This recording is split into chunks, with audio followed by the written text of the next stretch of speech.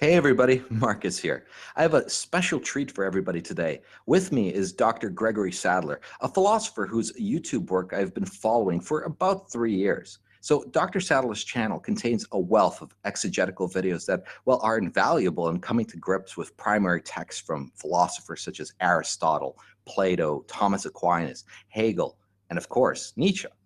For those of my listeners who are currently reading any of these philosophers, check out Dr. Sadler's channel. I'll leave a link in the description of this video to his channel. I approached Dr. Sadler about 2 months ago requesting that he do an interview. As one of his philosophical specialties is anger, I thought that it would be great to get an expert's insight into the inner workings of anger, in hope that it could help some of those MGTOW going through the red pill rage. What I didn't expect is that Dr. Sadler had by this point already encountered the YouTube channel of Karen Strong, as well as being familiar with the work of Christina Hoff Sommers. Having only a rough sketch of the manosphere, Dr. Sadler requested I give him an insider's view of the manosphere.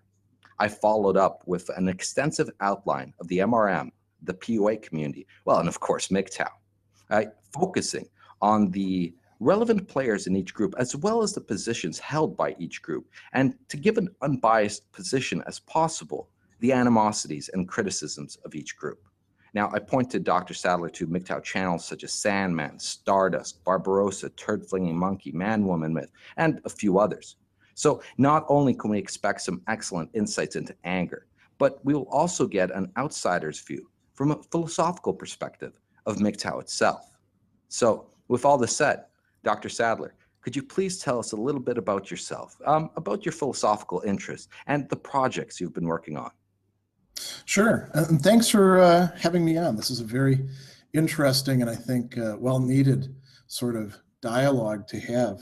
So I really have two sides to what I do. I'm a traditional academic philosopher in that I teach classes and write articles, and I'm at work on a few books actually dealing with anger.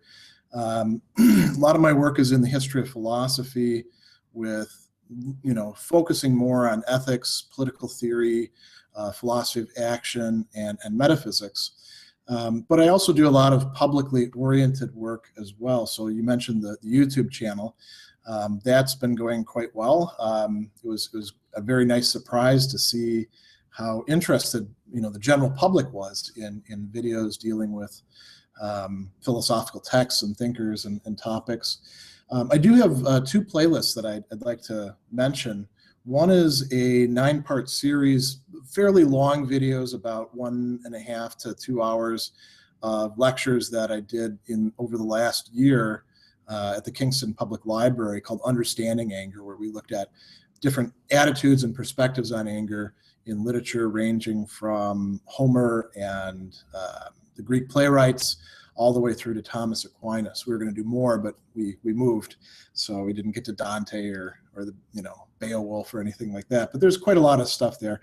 There's also another playlist that has other presentations on anger, mostly on Aristotle, since he's the person who has the most to say about it. The other things I'd like to mention too is I'm an APPA certified philosophical counselor. So part of what I do in my work outside of the academy, but with clients, is to take resources from philosophy and help them work through life issues, particularly those concerning emotions and particularly those concerning anger. There's a lot of it in our current society, and philosophers have a lot to tell us about that. Another plug I'm going to put in is for what's going on in this coming week. Stoic Week is an international event, and I'm going to be doing a talk here in my home base in Milwaukee. See, we've just recently moved and things are not completely put away yet.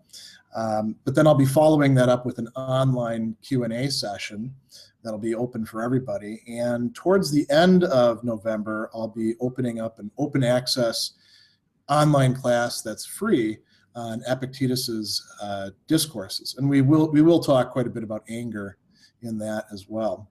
So that's probably enough for right now. If you want to know more about what I do, you can look at my academia.edu profile, or you can find me pretty easily on the net. And everything that you've mentioned so far, just so everybody is aware, will be linked down in the description of this video, so you can browse it at your leisure.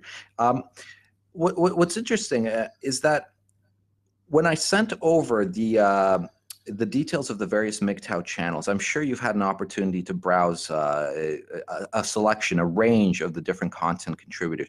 And I'm sure by reading the comments, you must have encountered a variety of different personalities there.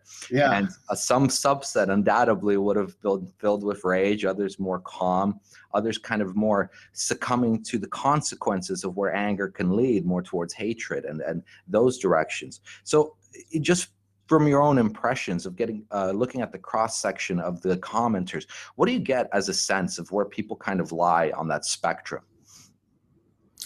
Well, my impression is that although there are some things that are really distinctive to the MGTOW community, like you talk about the red pill rage, and there's sort of almost a dynamic that people go through with respect to that, it's really reflective of the larger society, because comment threads, whether they're on blogs or social media sites or common media outlets or especially YouTube channels, some of them can be just filled with people going back and forth, arguing with each other, seemingly forever, always trying to get that one up on the other person, or just exchanging insults. So I don't see that as anything unique to MGTOW. Maybe we could say that some of the content that people are arguing about or that they're criticizing each other about is distinctive. If somebody thinks that another person just isn't getting it about gender relations, then I think that would be something that would fit in there. But that you could find that also in the other parts of the manosphere that you pointed out to me, the men's rights activists, the pickup artists, whoever else fits in there as well. So if it's part of a larger cultural context that you're seeing this being a common thread, then what do you suppose is underpinning some of these sentiments? If it's not specific to MGTOW, maybe MGTOW just, the things that we talk about just add more fuel to the fire that's already blazing in these people. I think that's right. Most of us come to the online world with fairly underdeveloped, and I'm talking about myself as well, fairly underdeveloped character when it comes to anger and how to manage it, and when to indulge in it, when not to. Anger also has a tendency, and we'll talk about this when we get to the philosophers, to really blind us in ways that other emotions don't. The person who's angry feels like they're being completely rational quite often when they're being very irrational. Anger does that more than other emotions do. So there's that aspect, when we come to arguments, if I were to go and get into an argument on MGTOW channels, I could get into a similar argument on other channels if I have that sort of disposition to get into arguments and rage at people and, say mean cutting things. So there's that, but then there's, over the last 20 years, there's been a lot of theorizing about the nature of online communication. And it started with looking at chat rooms, which are fairly, they're still out there, but not a lot of people use them compared to the way they used to be used, and forums and things like that. Nowadays, we do a lot more in comments, I suppose. And one of the things they noticed was the anonymity that's afforded by not having direct face-to-face or personal contact, even in this sort of medium. I'm at a distance. I'm safe here in Milwaukee, so if I want to call you all sorts of names, what are you going to do to me, right? There's a kind of not just anonymity, but a freedom from consequences that allows us to indulge our passions. And so if we don't have it all together with respect to them, and again, I'm not saying this as somebody who does, it's going to be a lot easier to start throwing insults around, or, go ahead. So do you think then maybe perhaps like the intensity of which we witness anger in comment sections perhaps is an over-exaggeration of how people present themselves in real life? I think that there's quite a few people, and I'm basing this is sort of anecdotal. I'm basing this on personal experience of the friends that I know, and then the fights I see them get into on Facebook and in other places. There's people who surprise you by how angry they can be in electronic formats when you know that if they were there face to face, they wouldn't be doing that sort of thing. Now, there's some people who are just mean and angry all the time, right? So nothing you can do about that. But yeah, there's a big proportion of people that will they'll go a bit further with their indulging their anger than they would if they had to deal with the consequences in real life. But surely, I mean, I shouldn't say real life, because the internet sphere is part of our real life, you know.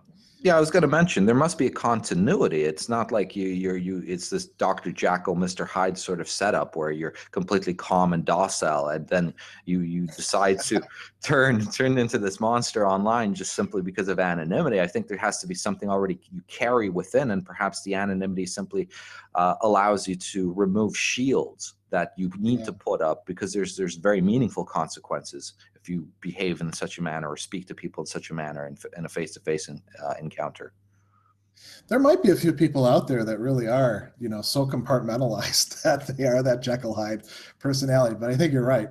There is going to be some bleeding over. Now, that's where the real danger arises, because if the internet is an arena in which we can be jerks to each other and indulge that side, maybe some of the time it's actually harmless and good for us to do that sort of thing.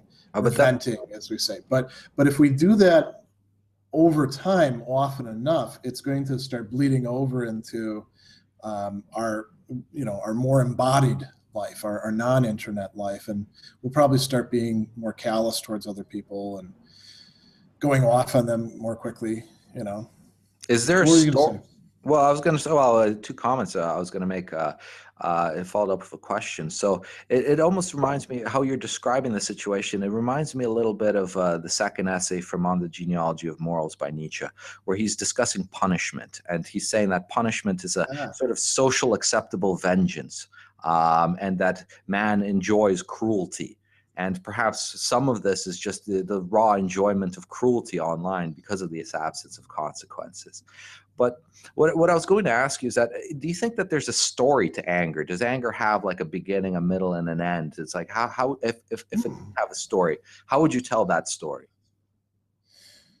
That's an interesting way to think about it. And I don't know anybody who actually has framed it quite like that. When I think about how anger works, you can say that there is a beginning, middle, and end. When we look at anger in isolation, right? The person gets angry about something, they figure out what they're going to do with it, and then there's some sort of terminus. And that's if there's a resolution, you know. So you say something mean to, I don't know, to my kids, and I decide I'm going to get that SOB, and so I do something to retaliate, and now I feel better. So there's a story with a nice, you know, neat beginning, middle, end. But a lot of the time, what happens when we get angry is things get really confused, and it's not quite certain what story is actually being told or who's right in telling the story. You know, a lot of our anger stems from not sharing the same perspective on things. You know, which one of us insulted the other one first? You think I did. No, I think that you did. And we can't come to terms, and we can't come to a resolution because I want to be right and you want to be right, and not just to be right, but to have you recognize that you're wrong and I'm right. And so I'll yell at you and you yell at me, totally counterproductive, right? And these are actions within the narrative. And then we can have even a greater narrative about who was the jerk in the conversation, or who stepped over what line. And you see this happen a lot in friendships, in romantic relationships, in the workplace. People do this oftentimes by email, which is a terrible idea, because never do anything angry in email, because then there's a record of you having done it. Yes, the internet never forgets. Yeah. So yeah, the idea of a coherent narrative, anger would love to superimpose that, but it's always going to be, the angered party has a particular agenda, you might say, in telling that story. And not everybody else is going to accept it. And then that ticks them off even more. Why aren't you buying into my theory or my story about why that person is such a jerk and they deserve to be, yelled at or something along those lines? Yeah, no, that's it's interesting. We can tackle this even from two angles here. I mean, if we look at something like the 6 stages of grieving, for example, there's a progression that supposedly takes place. Is there Yeah. one? Is there something analogous that we can tap into to describe anger? Where there would be stages. I don't think there's a normal process, where it's quite so sequential. There's a lot of ways to go wrong with anger, like Aristotle pointed out, and not all of them follow the same sort of schema. I suppose it could be similar in that, in grieving, you could get stuck at one particular stage and then not make any progress. You just keep cycling around. And people do that sometimes in how they are working through their anger. They never actually do work it through. They just keep, making the same complaints and trying to achieve the same sort of retribution or vengeance or punishment to the other person. And it doesn't work. So what are the Sort of different models? What are the different models then that we can look at to give some context to this then? You mean like particular philosophical models, or I think that there's different perspectives on anger that set out. First of all, is anger a good thing or a bad thing? Right? Some of them think anger is always bad, like the Stoics see anger is always bad. Some Christian thinkers, anger is always bad. Some other people who didn't even get into philosophy, but just sort of exemplify a philosophical attitude, could be said to think that anger, or at least the kind of behavior that comes with it, the energy, the aggression towards another, is always good. And then there's a lot in between. And then the question is, how do you figure out, what criteria do you have to decide what's actually going to be good and what's actually going to be bad? So, I mean, we have quite a few different philosophical perspectives, some of which are more developed than others, and those can be helpful. And then we have, various cultural perspectives. You could say that the philosophical perspectives often correspond to non-philosophical approaches that people just have developed within their culture, or within their group, if they've been fortunate enough to run into that. But then there's a lot of different ways to go bad. I mean, here would be one example of a model that's not going to be particularly useful, but a lot of people have. If you cross me, I'm just going to retaliate, and I'm going to make you regret crossing me so much that you'll never do it again. Now, you can live that way, and some people do in fact live that way, and I myself have tried living that way at one point in time. But you don't end up being very happy, and people don't generally want to associate with you, and you don't even end up being understood because other people don't buy into that model. So there's a number of different ways we could go. There's always the Christian version of turn the other cheek. So theoretically, I suppose anger would be a sense that an injustice has been suffered by you from someone else, but your reaction should necessarily and always be that you simply forgive and move on. Well, that's one Christian attitude towards it. It's interesting because there's a lot of controversy in really brilliant early Christian thinkers about the propriety of getting angry. And there's even a sort of textual thing that this turns on. If you don't mind me indulging in a little bit of history stuff. So there's this verse in the Sermon on the Mount where Jesus is saying, I told, the law says don't kill, and that's good, don't kill anybody. But I'm telling you that if you are angry at your brother, you are guilty. You're going to be judged. So some of the versions of the text say, just if you're angry with your brother, period. Others have this insertion, without cause. And that was a very, very common textual amendment in there. So much so that some Christian authors like John Cassian actually say, look, I know that in some of the scriptures it says without cause, but ignore that. There's never a cause. You should never get angry. It's always a bad thing. He's at one extreme. St. Augustine accepts the without cause, and he says, but you got to make sure it's a really good cause. Don't think that just because you feel like you have a cause that you really do. So he accepts that. Thomas Aquinas then later on considers that. Aquinas is probably one of the thinkers in Christian circles who has the most positive attitude towards anger, seeing it as something very useful in certain respects. But that's also because he's an Aristotelian, and the Aristotelians tended to see anger as quite useful if it was harnessed properly. So there's, Christians are kind of all over the map. You could say, well, turn the other cheek. And then the next question after that is, well, how many times do I need to do this? Do I got to keep turning the other cheek over and over again? Or is there a point where I get to say, all right, that's enough? Different Christian authors have answered that in different ways. Yeah. So there's, go ahead.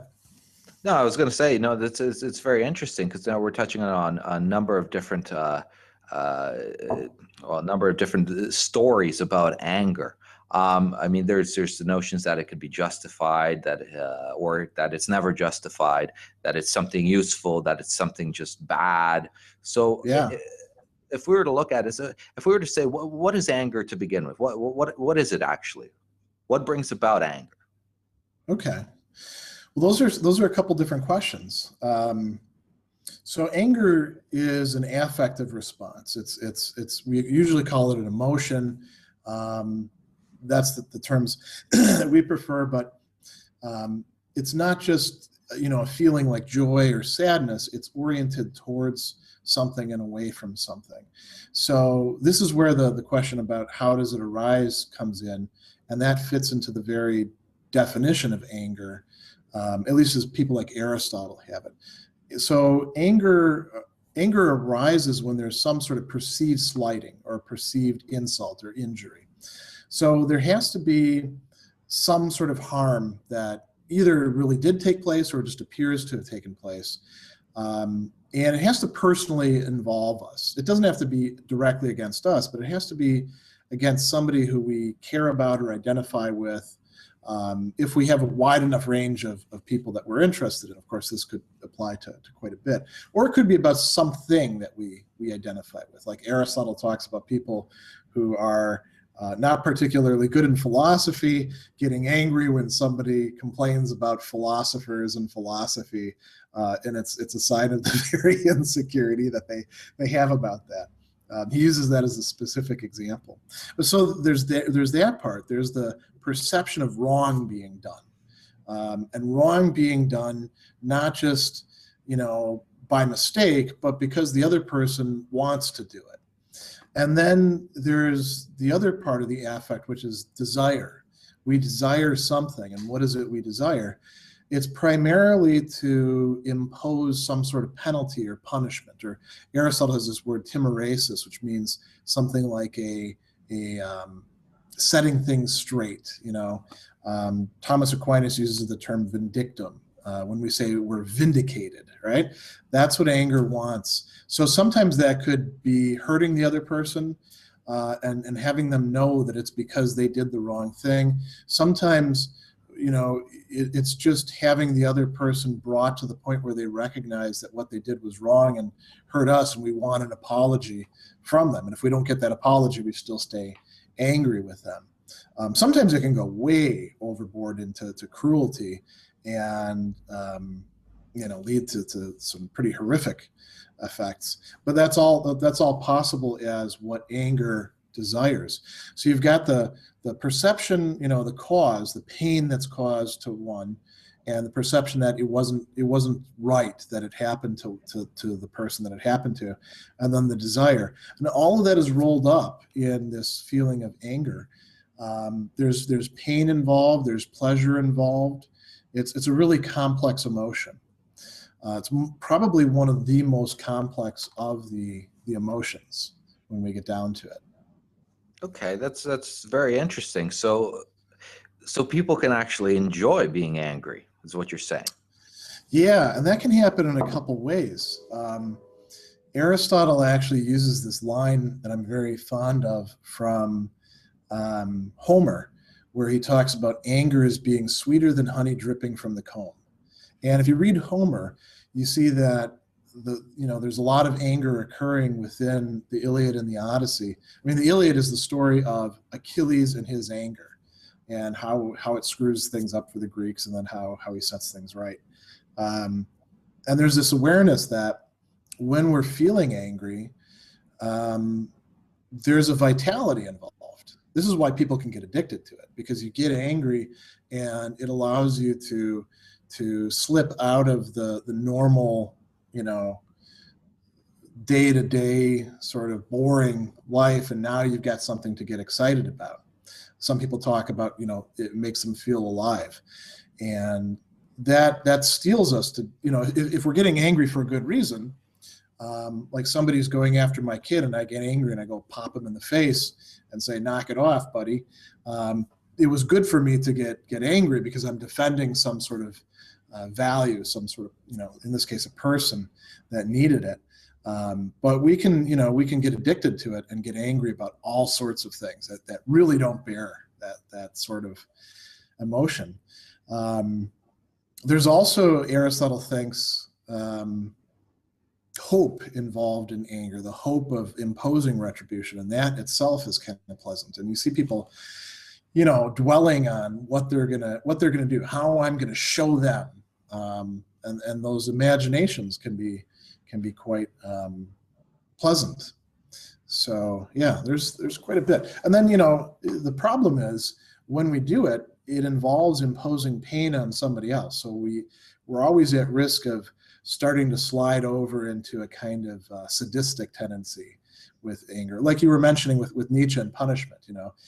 There is a tendency when we see other people getting punished and we think that it's the right thing to say, well, good for them, the people who are punishing, and I kind of like this. I'd watch this. Maybe we can record it and watch it again. And all of this is stuff that can lead us astray from what we want to, where we want to be. So if it has an addictive quality to it, because right now it sounds pretty awesome the way you describe it. It sounds interesting because the image I was painting up in my head when you use words like addiction, and I know when we talk about Aristotle, it's all about the golden mean, right? So the analogy I'm building up in my head is like drinking, right? So yeah.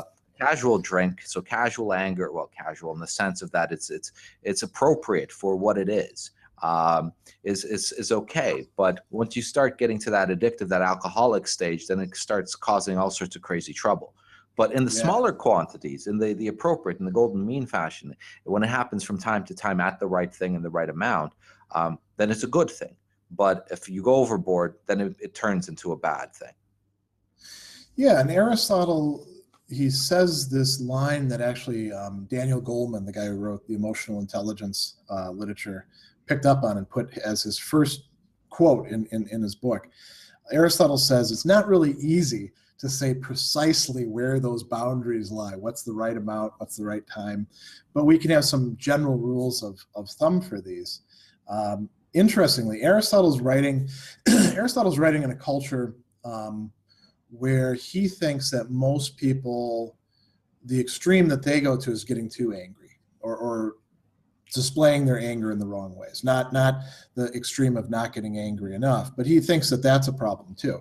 If people are insulting you and you never get angry, I suppose some religious traditions would see that as a good thing, right? That turn the other cheek that you're talking about.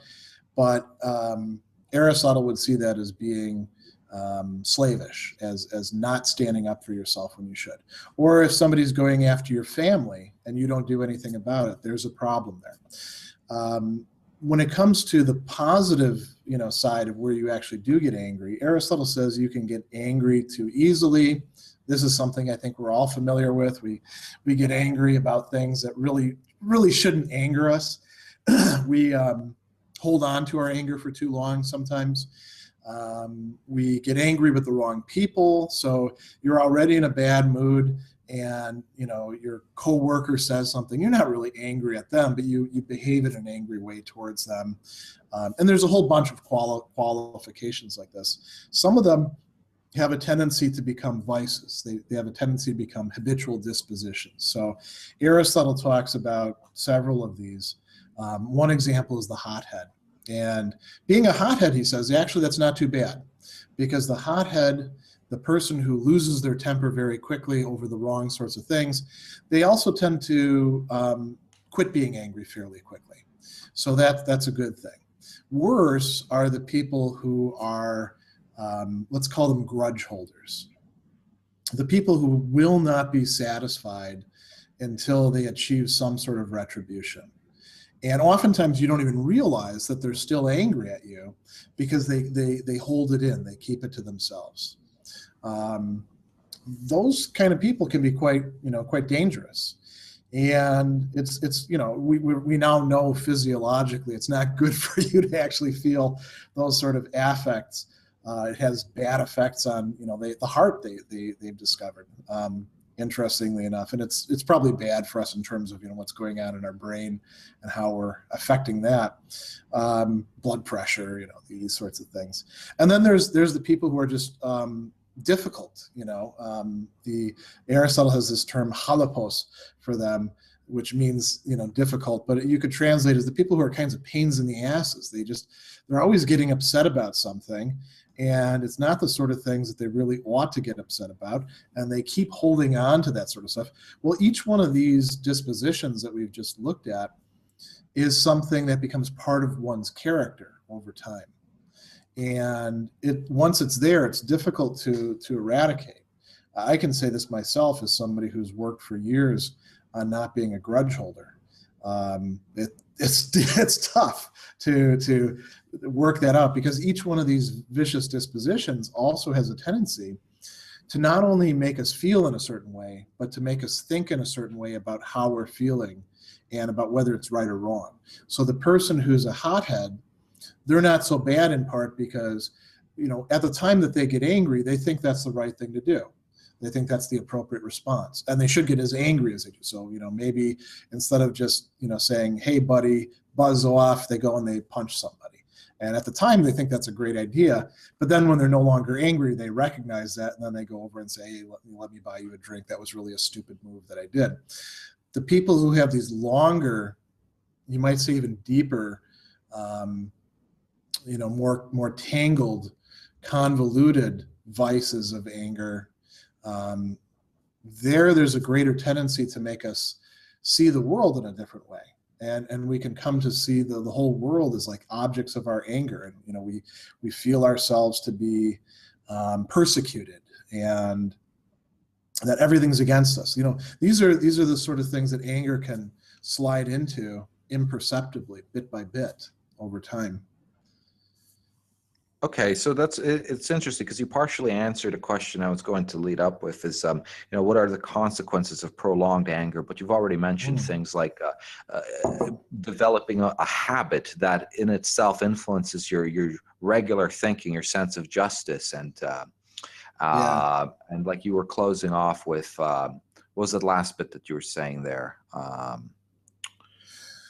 Well, it ends up affecting our beliefs, our viewpoints on things, how we interpret things, not just affectively, but cognitively. So anger can actually be something quite useful for reacting to injustice when it's taking place, real injustice. It can be very useful for figuring out when we ought to take action, who we ought to take action against. But it also has a tendency, when it's not managed well, to blind us, to start seeing, the world in terms of enemies who aren't really enemies.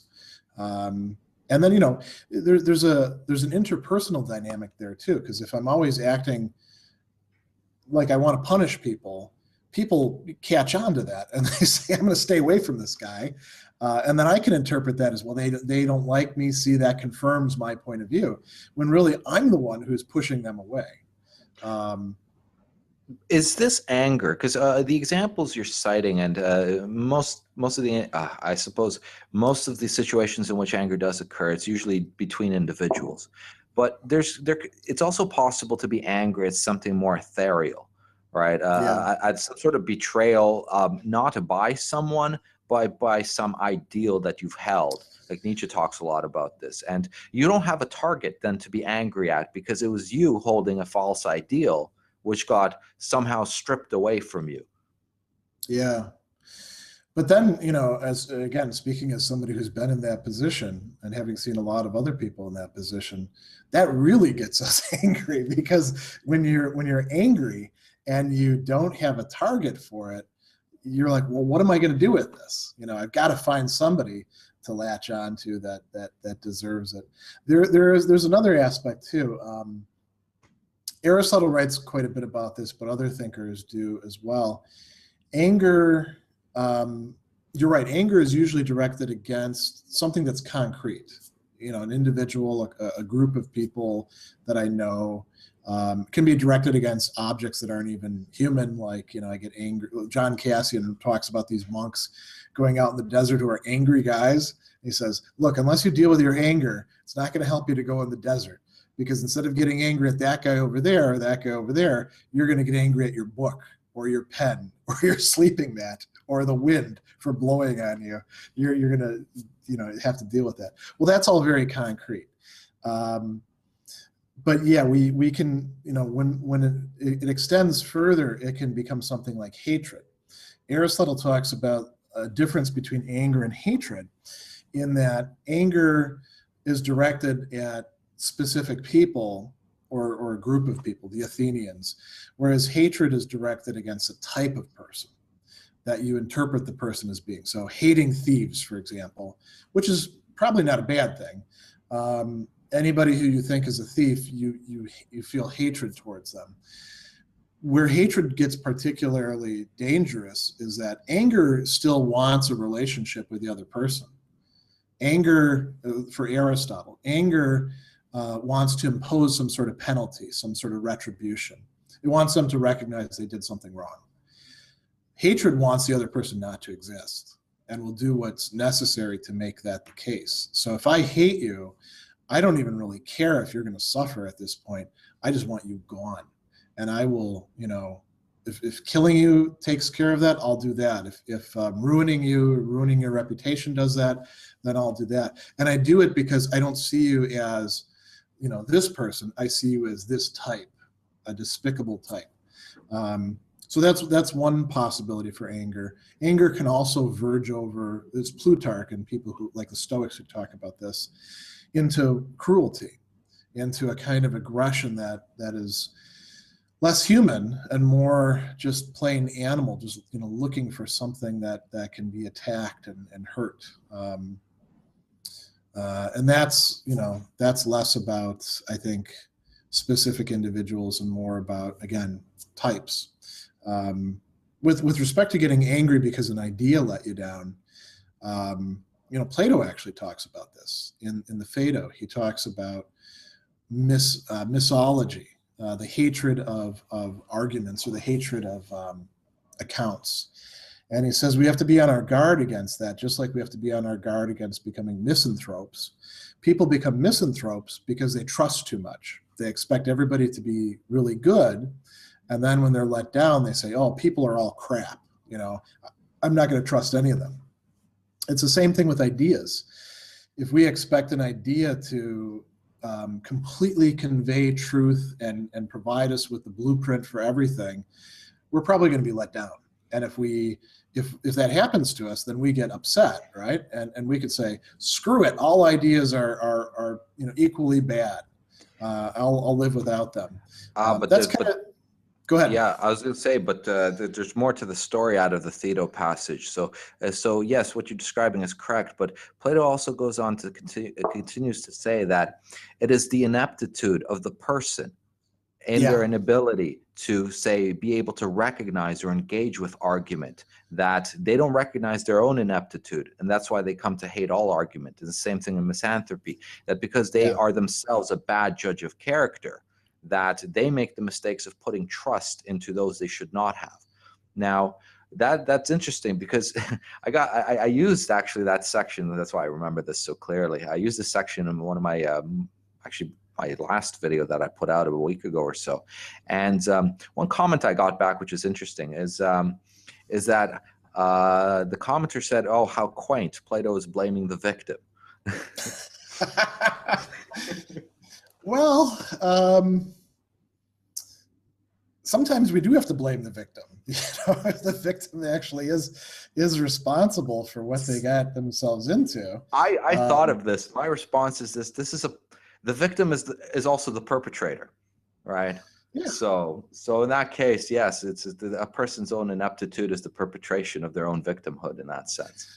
And you know who the real victim is all, like in terms of misanthropy, is all the other people out there who could be good friends, but this dummy over here rendered himself incapable of being a good friend because he expected everybody to be a good friend.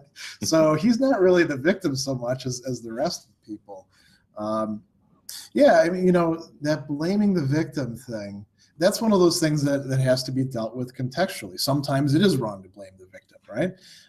In other cases, the victim, really generated their own suffering. They're not. I suppose we could say they're not really a victim in the same sense of that in those sort of cases. Yeah, no. So how did you answer the guy then? Well, I didn't answer. I usually don't answer posts like that because it can't end well. But I thought about it because I thought, is there actually something here of substance that needs to be evaluated? And I agree with you in the sense that people do perpetrate their own victimhood in many ways. It's like if you drink too much, right? We're going to blame the alcohol companies. It's the same thing with guns, always blaming the gun companies. It's like, well, no, I mean, there's an agent. There's an agent here without whose free will this would not be possible. So they're not this bystander. Yeah. This is a bit of a digression, but I tend to look at a lot of these sort of complex situations where we're apportioning blame as not zero-sum games. We usually think that if we're blaming the victim, then somehow somebody else is getting off, and that's part of what's wrong with blaming the victim. We could blame a whole bunch of people, and we could say, well, you're all, deeply responsible for the mess that's created here. There's nothing necessarily militating against that, but I think that the tendency is and Nietzsche is probably a good person to talk about this sort of thing. The tendency is to think, well, if we can identify this person as to blame over here, then everybody else gets off scot-free. That would be, an expression of what Nietzsche calls herd mentality. Then again, the master mentality or master morality doesn't worry quite so much about who's to blame. It just does what it does and doesn't worry about what other people think. So it's not as if there's an opposition there that we could latch onto. I think that would be helpful. Okay. Yeah. If we go back to where this digression started, there we're talking about hatred, right? And we digressed into hatred, I guess, somewhat playing out to being similar, and you could account for it in a similar way as the misanthropy and the Thedo or mythology, in that sort of way. So if we're looking at it, so the reason I bring this up is because, especially in the context of MGTOW and the red pill rage, right? How I've come to understand the phenomenon of where that specific anger comes from is that I leverage Nietzsche heavily for this. And again, the introduction from Human All Too Human, when he describes the birth of the free spirit, that there's an ideal, an idol that men hold of what a woman is. And that idol, from within the MGTOW context, is a delusion.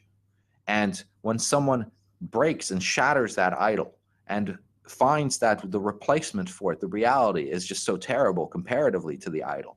Their real anger, I think, is not directed at the reality, but at the absence of the idol. That doesn't exist, that never existed, that cannot exist, and that you cannot even aspire towards it. And the anger stems from that, but they don't have a valid target anymore, because it's like it's being angry that something doesn't exist rather than something that does exist. So how would even hatred be possible against the non-existent? Well, you just use your imagination to make something into what it's not, so that then the hatred can be directed at it. That's one way to do it, I think. That's a rather abstract way of saying it. Let me give some examples that don't have anything to do with sexuality. So the targeting of the Jews in 20th century anti-Semitism, in terms of global economics and things like that, they made a convenient target, in part because there were a lot of Jewish store owners and Jewish professionals, particularly in Germany.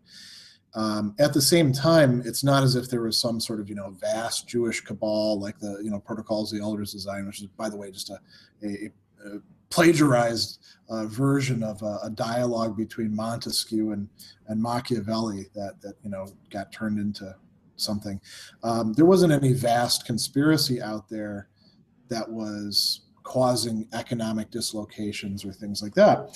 But if you decide that there is, then it's very easy to direct the anger or the hatred or the envy or whatever other negative affects you have against a group. And then you can have some sort of resolution of those affects. Probably not a permanent resolution, not a good resolution, but some sort of resolution.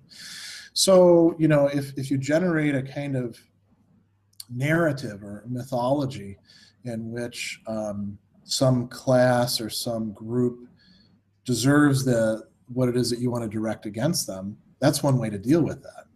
And we've seen that happen in many different cases. If we apply this to gender relations, I think that happens on both sides. I see men doing that in some cases, and I see women doing that in some cases. Usually, as a result of one failed relationship, can if it's catastrophic enough, can provide that sort of narrative, and then you make the next one along, you punish them for that, or you just close off to them altogether. But surely, taking into account what you said earlier, anger still wants a relationship with the object of anger, but just wants to enact some sort of retribution, for that incident, but is not willing to separate that connection, right? But I suppose if you want an absence of the opposite sex in that sense, then you must be talking about hatred then, if you sever that completely. Well, I think that that's probably the case for some people.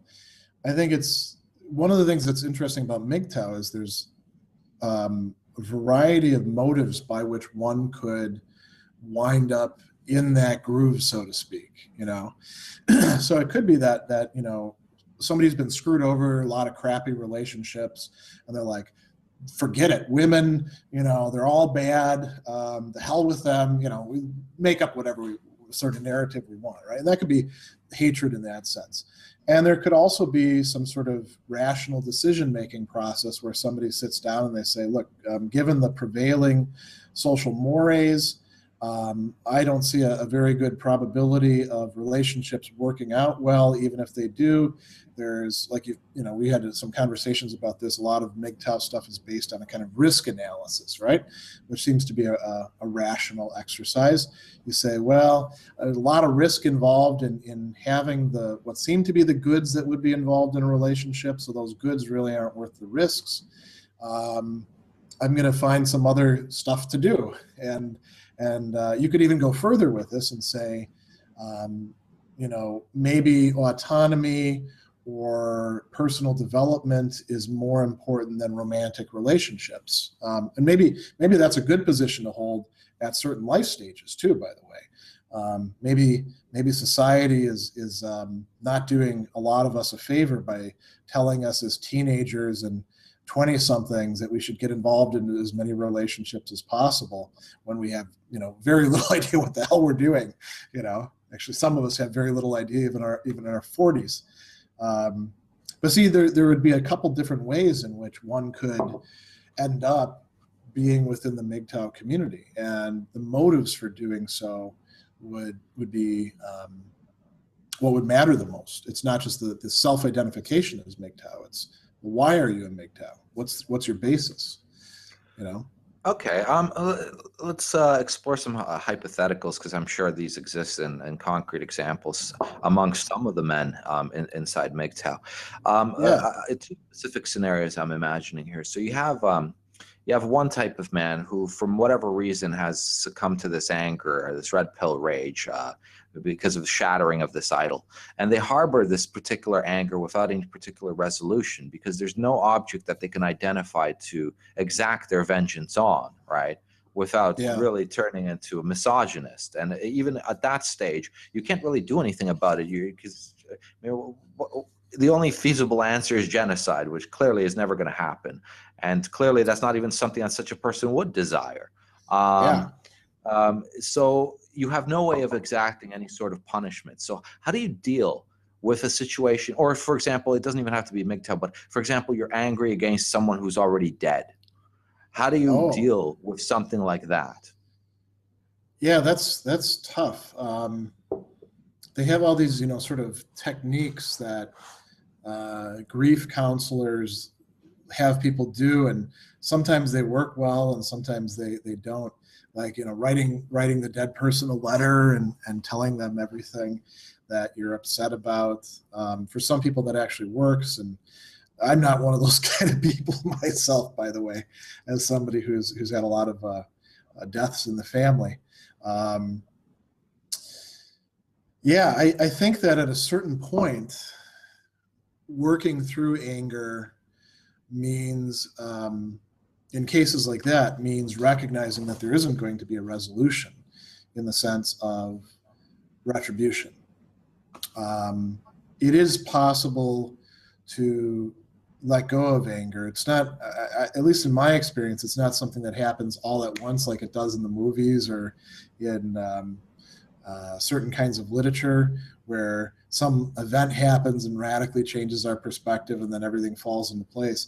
Instead, it's like a continual process where you have to make a decision to continue the decision that you made in getting on that path towards, whether you want to call it forgiveness or letting things go, recognizing that you're just not going to get that things being put right that you wanted, and that somehow that's okay.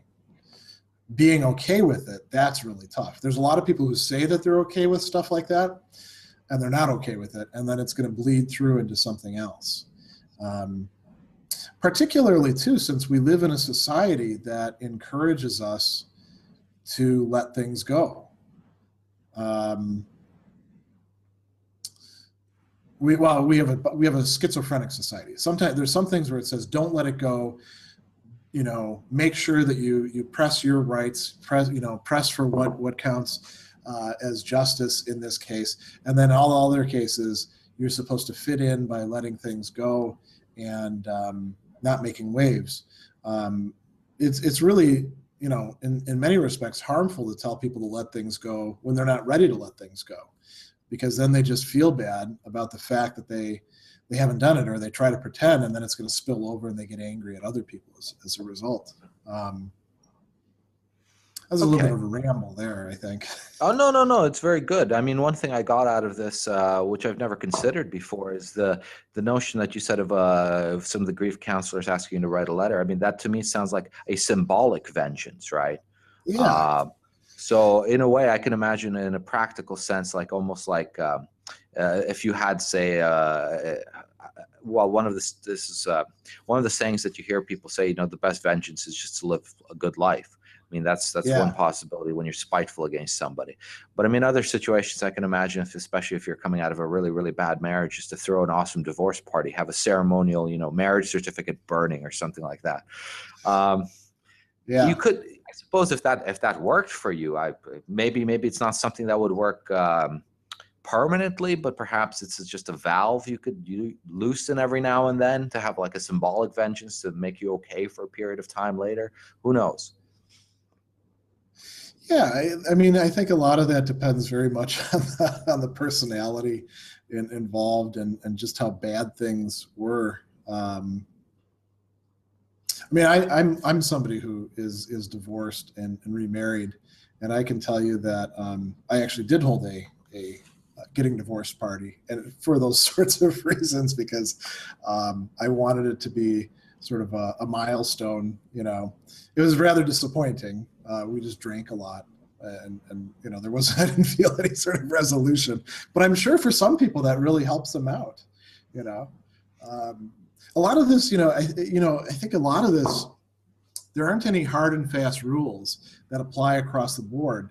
You have to be somewhat experimental with this. If one thing works for dealing with your anger, but it's not the same thing that works for that guy over there, that's fine, so long as it actually helps you deal with your anger.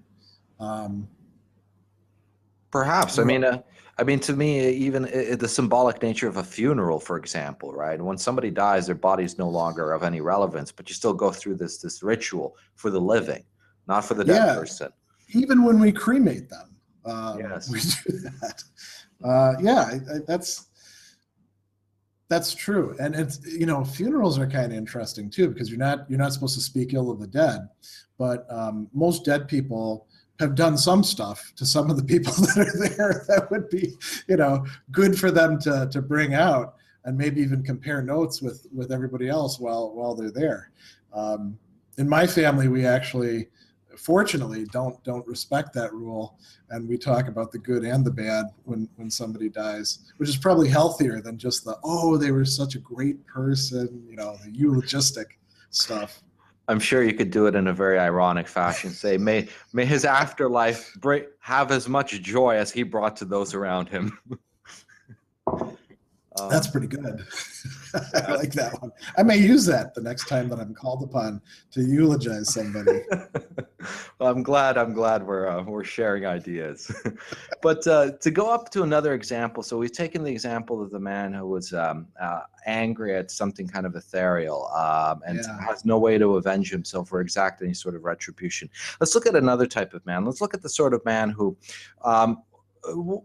let's imagine the following. So you have a divorce case happen. Now, with that brings an amount of pain. And say you separate, and then it takes 3 years to say go through a trial, and then it's say you need to pay alimony for another, say, 10 years, and child support for 18. I mean, through that period, though your marriage may have ended like on day one, you still got about, say, another 15 years of things that are going to remind you of this pain, remind you of the anger, and bring that up. So it's like picking off a scab. It never really heals because the pressure is never relieved.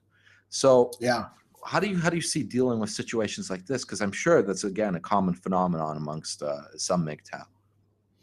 Yeah, I mean, fortunately here in the States, most states now have no fault divorce, and it doesn't take quite so long to get through it. But some states like, New Jersey still have alimony for life. So you can, it depends totally on where you are. They all have different weird rules about things. And anytime you head into court, it's like rolling the dice. And sometimes the dice are loaded against you too. Not just necessarily too about male-female relations. I mean, women are at an advantage in divorce court to begin with in most places. But there can be all sorts of other factors involved as well. So yeah, you're right. You're stuck for quite some time, particularly if there's children involved. And remember too, the other person probably is ticked off at you as well. And then you have to deal with the effects of their anger, which probably isn't even going to be self-conscious as anger. It's going to be framed in terms of, wanting, what's best for everybody or things like that. So the question is, how do you, it's sort of a general question, how do you deal with a source of anger that won't go away, that being angry isn't going to allow you to change? So it's not like getting angry at somebody who is oppressing you and then you go and you vote them out of office, right? You're stuck with them for 18 years or for how long. In those sorts of cases, it's probably helpful to recognize that the anger reaction is not going to make anything better, and that you can try to take action, to express your anger, but it's probably going to be counterproductive, because especially as a man, anytime that you show yourself as angry in those sort of situations, you're giving ammunition to the other party. So you would have to find other ways to channel that anger, or work through being angry and realize that person is probably a jerk, and has nothing to do with you. You didn't make them into a jerk. And they're going to behave that way towards you. I mean, this is sort of what the Stoics would counsel. Realize that what they're doing seems rational and seems good to them, even though it's not at all. And that can help you get through it. That's easier said than done. And again, the Stoics are kind of good guides for this, because they say you're not going to quit being angry right away. Anger is a habit. Anger is something that you come to the table already having developed. And if you want to not be angry about things, you have to develop a different habit. And that takes quite a while. So Epictetus says, if you manage to go 30 days without getting angry, then make a sacrifice to the gods. I've never gone, a week without getting angry at somebody in my life. So that's quite an achievement to do that. But it is possible with deliberately training oneself and making a decision over and over and over again to behave in a more rational manner, to gradually become less and less angry. I can say both, theoretically and experientially that works. And that's probably what you have to do in a case like that, because you're not going to change the parameters of it, right? You can't get away from that person so long as they're sucking up your income and probably structuring your time, especially if you have kids. Maybe even contesting, if you have partial or even full custody, contesting whether you can move from place to place, What about in the situation where, again, I don't know if by chance these are variations on a theme, or if they're just different examples of the same phenomenon happening, right? Certain things are undoable, which will continue to, I suppose, also, I suppose this is kind of a variation on the second situation of this perpetual influence of anger. But even in the 18-year example, that 18 years kind of ends, right? So theoretically, there is a point in which that stimulus will be removed. But there's also possible scenarios in which that stimulus will never be removed. For example, if you get divorced and you lose the kids, and then the wife poisons the children against you, and they hate you for the rest of your life, that's never going to go away.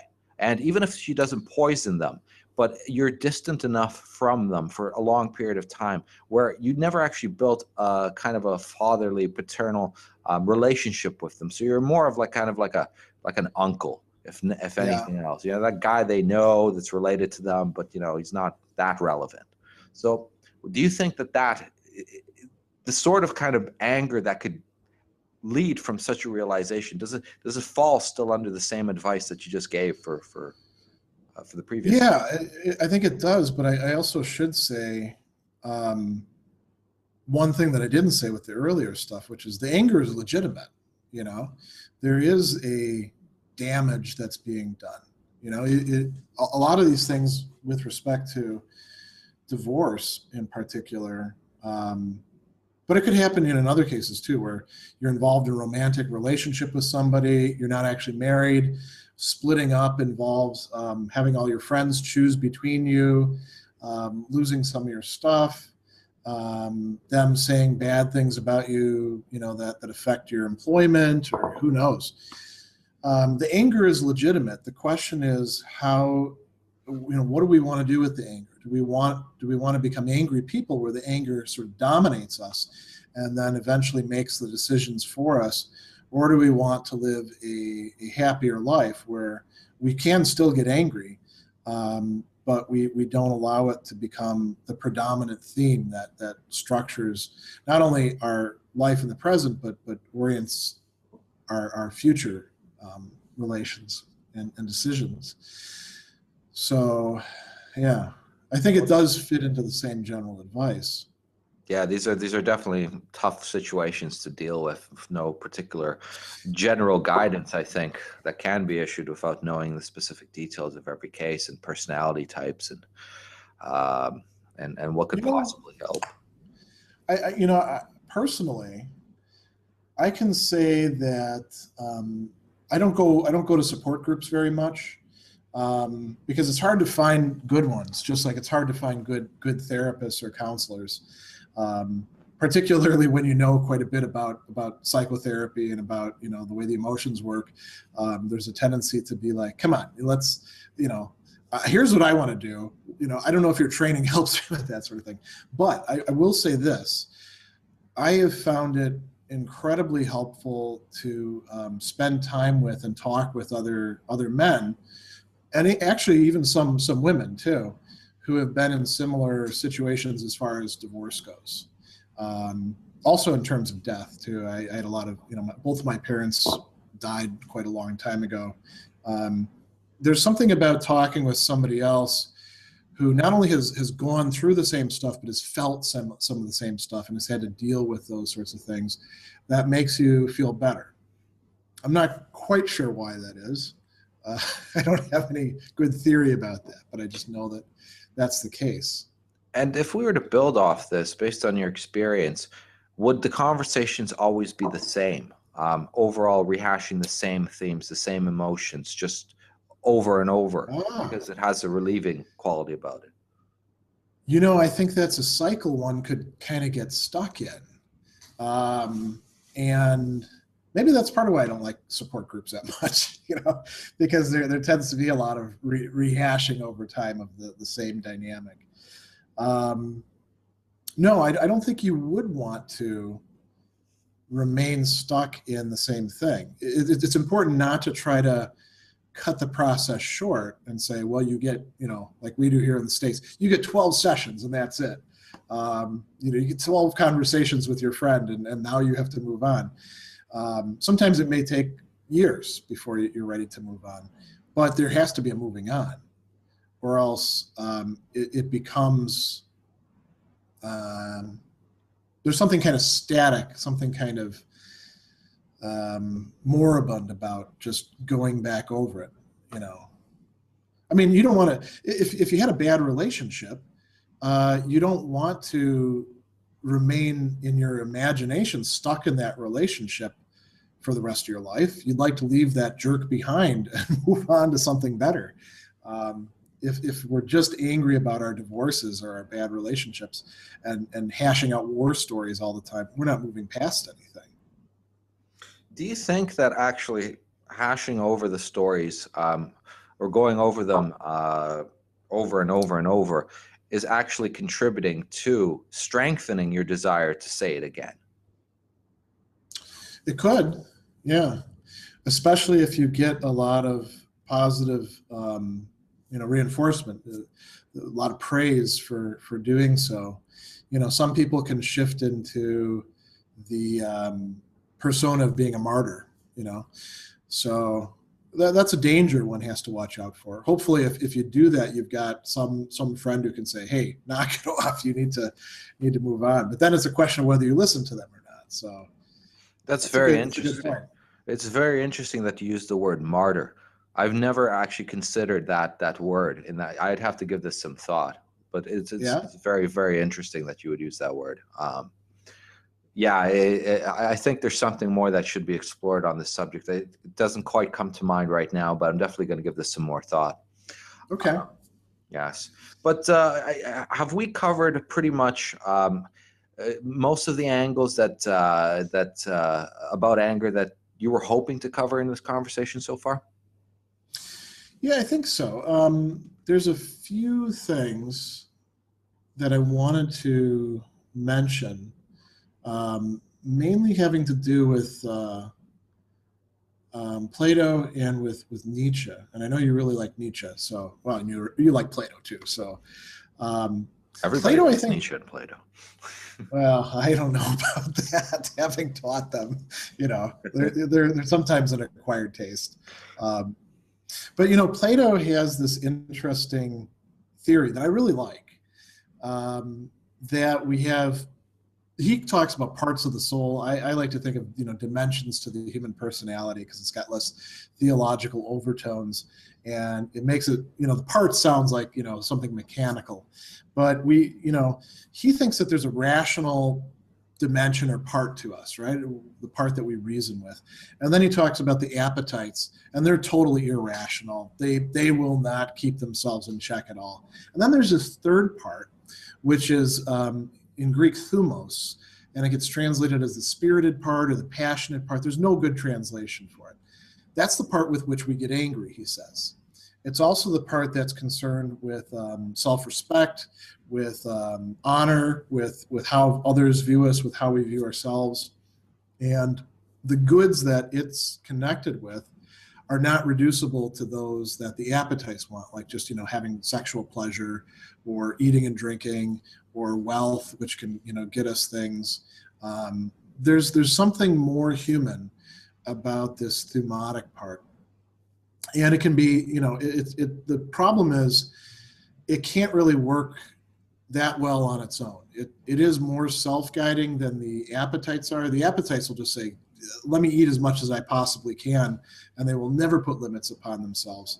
The thumatic part is more distinctively human, but it's also where the things that humans can be some of the worst creatures on earth, and it's much more dangerous that part than the other parts. So it's important for us to learn how to temper it. And he talks about this a bit in very metaphorical terms, I think, for us these days in the Republic and in other dialogues as well. So I don't think we get enough attention to that. A lot of times people want to treat anger as if it's just one of the other emotions or appetites, and they don't have a distinctive approach to it. And Plato did. The other thing I was going to say with Nietzsche, Nietzsche has this great analysis, and it runs throughout a lot of his works, of a phenomenon that he calls ressentiment. And ressentiment is when you have this negative affects like anger or hate or humiliation or stuff like that, and you have to kind of choke it down. You can't express it. So it goes underground and it ferments, you might say, and turns into something else. And he calls that affect ressentiment. And ressentiment has certain characteristics to it. It's always carrying out comparisons. It can't just look at something for its own sake. It's always like, connecting it with other things and doing compare and contrast. And it tends to be what we call passive aggressive. It denigrates, but it always does so in kind of a safe way.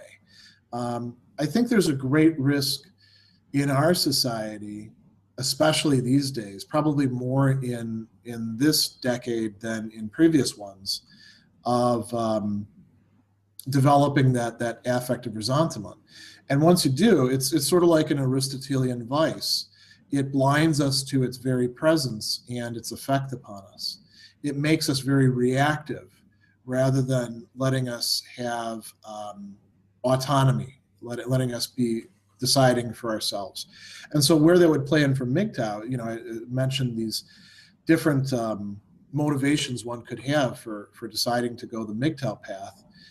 If it's merely reactive, there's a great danger, I think, of falling into this ressentiment, which is not going to make a person happy.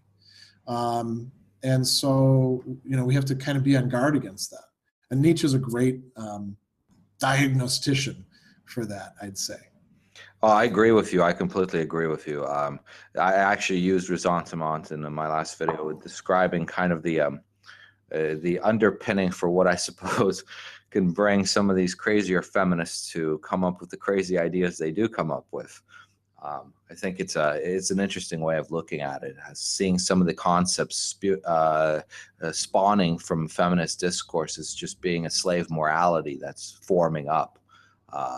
An inversion of so many things we've come to value, whereby which we have predictors. You have social commentators like Milo Yiannopoulos, who's saying that the next feminist project he's predicting is going to be pedophilia. That they're going to try and normalize that. Huh. Which is very, very strange. But you do see signs of this already in some feminist literature, and in incest as well, like in Dworkin's work, and pedophilia, like Simone de Beauvoir was an advocate for pedophilia. It's very, very strange. Well, But she was a practitioner in part, so yes, yes, yeah. So these, not all the time, but you know. well, I Yeah. mean, we're not all having sex all the time either, even when we're not pedophiles. So Yeah, she had a weird relationship with Sartre where she would, you know, they use this term going back to like my prison students of turning somebody, you know. mm, And one of the guys who I had in a lot of my classes, he actually had the record for taking the most classes with me. He was a young guy from Indianapolis who he'd been sent up on other offenses, but one of the things he'd done was he would turn girls and essentially, you know, get them to the point where then they could be put into prostitution. And Beauvoir was doing something kind of like that with her relationships with these oftentimes young women for Sartre. She would, you know, it wasn't that they were both seducing people all the time. And Sartre did his own thing too, but a lot of it was de Beauvoir kind of passing people on to Sartre. that's very interesting. I think that itself would be an interesting video to shoot, discussing the sort of the sexual deviancy of some of these prominent intellectuals. Like me, we talked a little bit off camera about Schopenhauer. I'm sure de Beauvoir would also have an interesting backstory that could be discussed. Yeah, who knows? She might have slept with Schopenhauer because, like you're pointing out, rightly so, he was a real ladies' man. You know, he was pretty seductive. Who knows? Never know these things. Never know. But Yeah. to bring it back to MGTOW itself now, we've been going for over an hour now, so I want to cover some of your own opinions, because you've had about 2 months since I've sent off those links to the various content producers. So as an external observer, could you give us your commentary on how you perceive MGTOW as a whole? I mean, based on the ideas, based on the audience that you've witnessed and the videos that you might have watched, how do you see the cons, the pros? What kind of image does it paint? Well, I would say that for me, I don't approach it. You know, I think from the outside, a lot of people see it as just sort of sour grapes. You know, and there's been a little bit of talk about that in you know, blogs and stuff like that, where people are like, yeah, these are just guys who are unlucky in love, and so they try to make a virtue of necessity. And I don't really see it like that. I see, you know, like I said, a lot of different motives why one might go into the MGTOW community. One could be, you know, that, look, the relationships have just been a disaster. I'm getting away from this for a while. Like, you know, you and I have talked about, there's some people who are just sort of temporarily in the community. I can't even really say movement, right? It doesn't. I don't think it really has any specific goals as a unity. Yeah. So there's some people who are just kind of passing through, you might say. And then there's others who are espousing this. I mean, I see you in this camp where, you know, there's a very principled approach to it. Some of it is you're figuring it out as it goes along, but you're making movements based on thinking it out in advance. There's some sort of set of values there, like autonomy. Maybe in today's legal framework, in a lot of places, in order to really be autonomous as a man, this would be one major way to do it. So though, I see a lot of different reasons behind it. I mean, one could also do it just because, one's ticked off at women and the way that one sees that they just have done a lot of bullshit, and I'm going to, rail against that sort of thing. That's a possibility as well. And I see people in the comment threads, I think, even more than in the videos, representing these sort of things. You're not getting other types who would be more prone to, like, the pickup artist group, right? The whole lad culture stuff. That would be more like the pickup culture, right? Yeah. So they're not going to really fit in there. And like you pointed out, there's one of the big differences between men's right activists and MGTOW has to do with the view on the situation that they're currently in. Is it redeemable, from within the system, or do you just say, look, we got to go our own way? So MGTOW, in many respects, in its ideal, is more like philosophical movements like Stoicism, where or Epicureanism, where people were like, look, the world is really kind of crap, and I've been, my own life and affects have been kind of jumbled up and confused because of that. How can I live a life that's going to actually make me happy? What do I need to do? And maybe it's not about trying to fix things within the system that one's in. Maybe it's just about concentrating on one's own little area and fixing that sort of stuff, working on the self-development. I see a lot of discussion of that in the MGTOW videos. It's not just about removing oneself from women just for the sake of doing that. It's in part to do that so that you can do something else, right?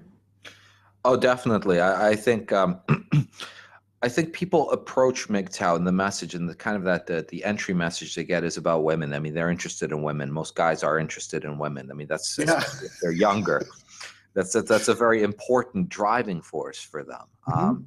And those that have been burned hard find MGTOW, and they get angry because they get this different message. And some others that are younger that perhaps haven't been burned, or are those that have been burned not in such a treacherous way that they've given up, but they went out looking for answers. And guys find MGTOW through various means, through the PUA community, through random searches, through Karen Strong, through the MRM, various places. And they eventually get to a point where they've heard all the ideas, where there's really nothing new to absorb from the commentary about female nature. It's more like going into depth, and to them, perhaps it's not that interesting. Perhaps they don't have that interest in female nature to that extent, whereby which they know enough from the pragmatic perspective, and everything else is just intellectual exercise. Like being able to drive a car. You learn how to drive a car, you learn a few things about it, but you don't really care about the details of the construction of the engine. There's a segment of the community that's very interested about the construction of the engine. I think I kind of fall a little bit more into that camp. And another group who simply don't see anything else that they can get out of it. And those are the guys who are kind of finding that there's not much in MGTOW right now, content-wise, that is giving them a roadmap or an exemplar that they could kind of use as a starting point to construct their own way. In fact, part of the pride of the community is the fact that your own way is your decision. Yeah, that's great, but it would be useful to have at least something to choose from, a few variations that you can build off of. It's easier, and you don't make the same mistakes that others have done. You don't need to reinvent the wheel. And I think slowly what will end up happening is that more of that kind of building up of other systems to use as exemplars will come into the fold of MGTOW discourse. And I've been trying to do this, but not create my own, but to bring in Stoicism, bring in Epicureanism, Aristotelianism, Platonism, as systems that others have conceived as complete systems and guides to life, and just figure out which one kind of makes the most sense from you, and then go from there and invent yourself with the help of this, because there's no need to go figure it all out on your own. Others have done it for us. So Yeah, so that's kind of how I see the whole MGTOW thing going in that direction. Yeah, I think that's a great idea. Not only does it save time to not reinvent the wheel, although it is kind of cool to like come up with a great thought and then find out, oh, Plato thought that, so maybe I'm not totally off base in thinking it. But there's also, I think that by focusing on classical philosophical resources, you can also develop a sort of critical attitude towards the culture we're in. So not just falling straight into consumerism, as the way out. Because I mean, you could be a MGTOW and say, I just want to have as much stuff as possible, and I'll shop at whatever high class places I'm going to go to, and that's a pretty empty life. That's not enough content there. But it is something that our society really pushes.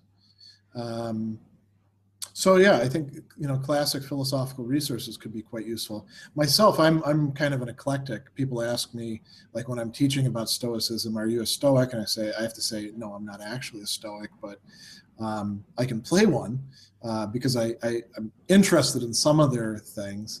So what I do is kind of a mix of Stoicism and Aristotle and Plato and even some Epicurean ideas, and then what I get from certain Christian authors or later existentialist authors, and that's probably the best way to go, rather than being just an Aristotelian, as if Aristotle had all the answers. But that's something where the person has to figure it out for themselves in a pragmatic way by trying the stuff out, seeing if their thoughts really do illuminate the reality that we're involved with.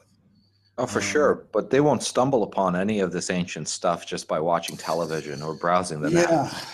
Yeah, that's true. This is something that must be brought intentionally into the fold by those who have, encountered it by whatever means they have before. Yeah, I often try to smuggle it in by connecting it with other things that are more contemporary, like mindfulness. Everybody talks about mindfulness these days, and usually what they mean is sort of like they'll take some contemplative practices coming from Buddhism, take all the Buddhism out of it, and then you got mindfulness practices. Well, Plato and Aristotle and Epictetus were counseling things like mindfulness, but doing something a bit more robust. So I'll do like a workshop and say, hey, if you're interested in mindfulness, wouldn't you like to do something that has a bit more teeth to it? Here's what they were doing before they called it mindfulness.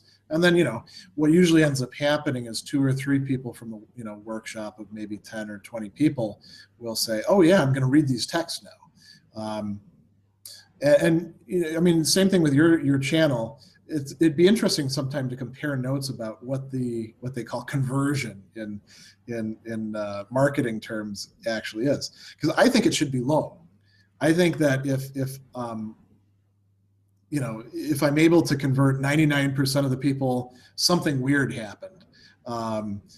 This sort of thing should be something that gradually attracts a few people here and there. They try it out, they find it's useful for getting their own life on track, they tell their friends, it starts to build organically rather than like a marketing campaign.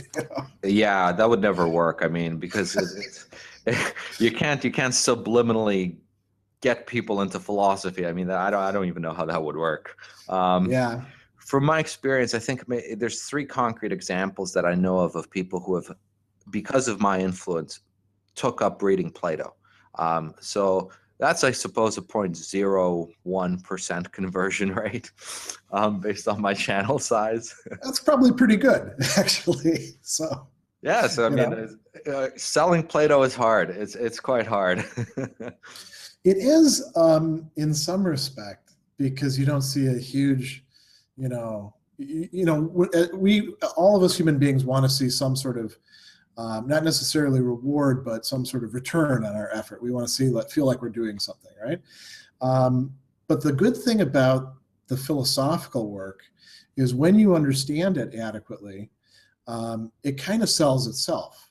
Like, I don't have to have a lot of original thoughts on my own part. People are always asking, Dr. Sadler, what's your philosophy? And I'm like, why do I need a philosophy? I've got all these guys out here that I can, draw upon, and they're a lot smarter than I am.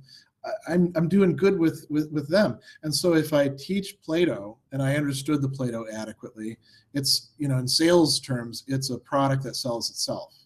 All I have to do is not screw it up in presenting it. Now, it's not going to sell itself in the sense of like converting everybody automatically, but it plants seeds. And so, when I'm teaching like in a college classroom, if I can present a Platonic dialogue adequately so that those students who otherwise would be on their cell phones or, doing Facebook on their laptop are engaged in seeing that, well, this might not all just be nonsense and maybe it could be useful. Some of them are going to go back later on and reread it, and they're going to remember some of the ideas when they get into life crises, the stuff that their other classes are supposed to be preparing them for, but aren't really doing a very good job. And so we're at an advantage in that, we've got these great products. We've got Plato, we've got Aristotle, we've got, people all the way down to the 19th and 20th century, like for example, Nietzsche.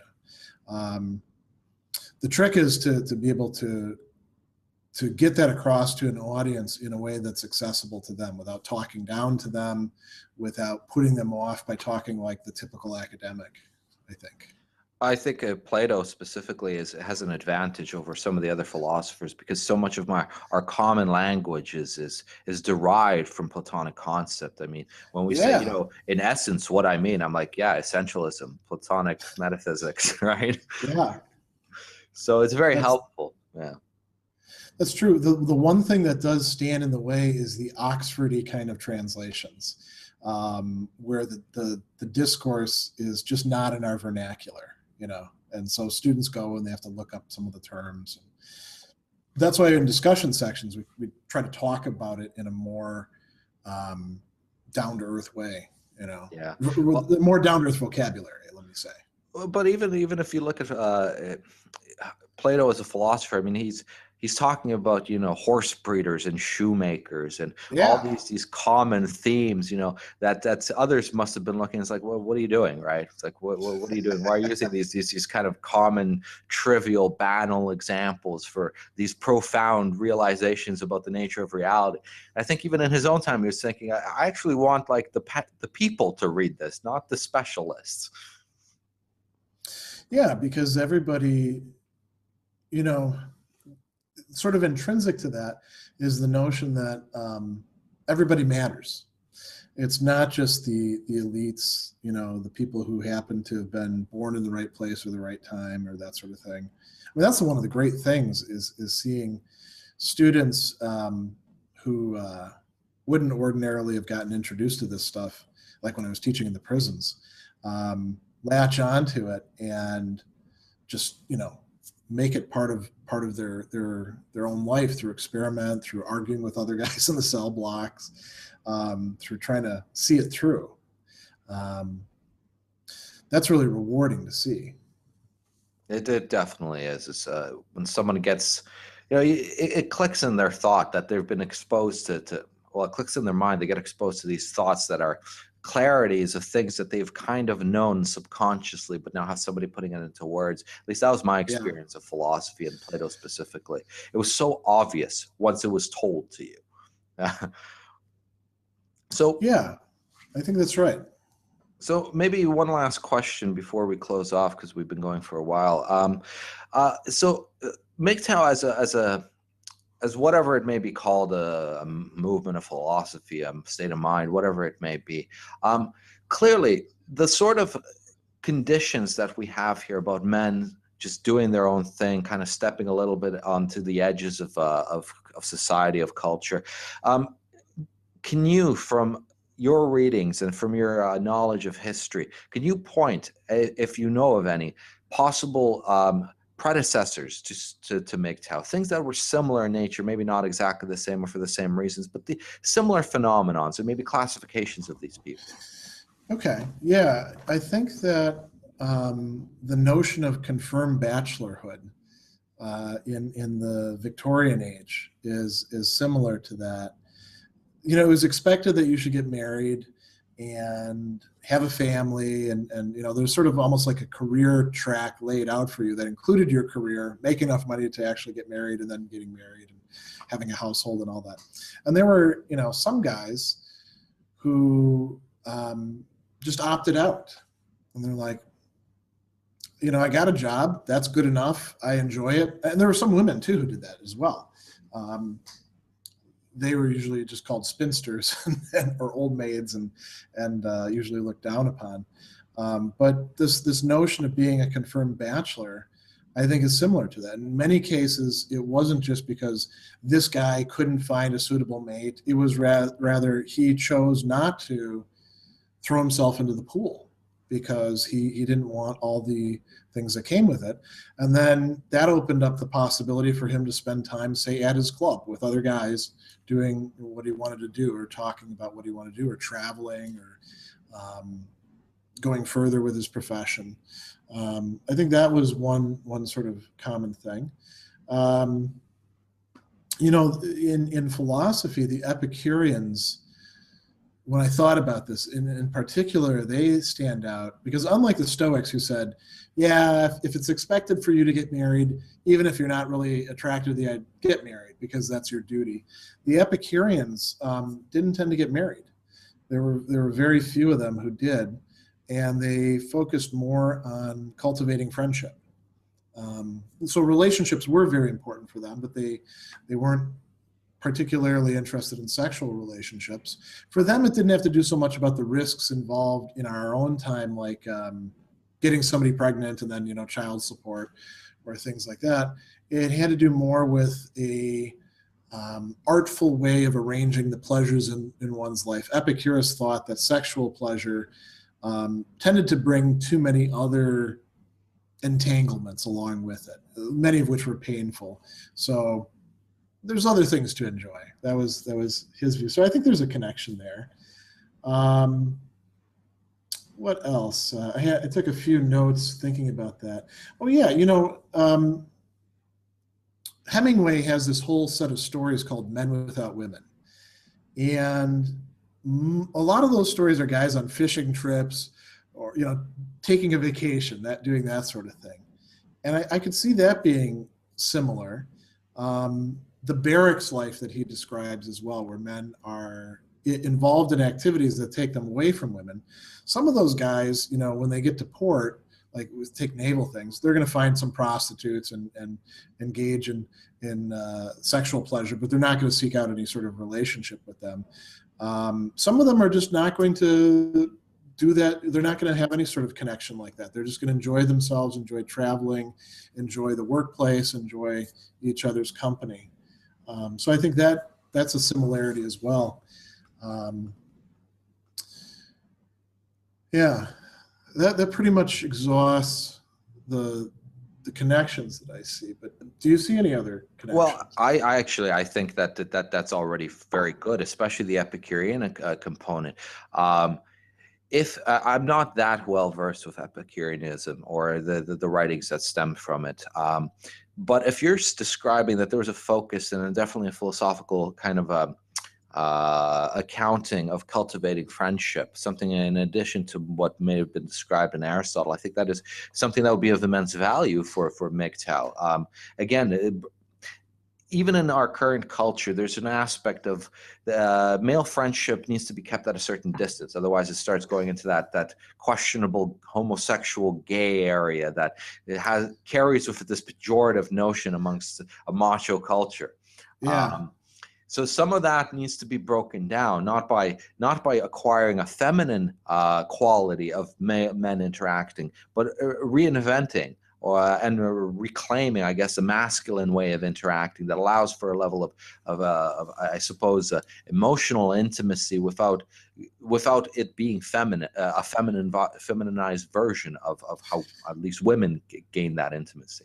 Yeah, I wonder if we didn't have this available when I was younger, but this whole notion of bromance, you know, where guys are I don't quite know what to make of it. You know, as far as I understand it, it's guys that are in an emotional relationship with each other, and they really spend a lot of time in each other's company.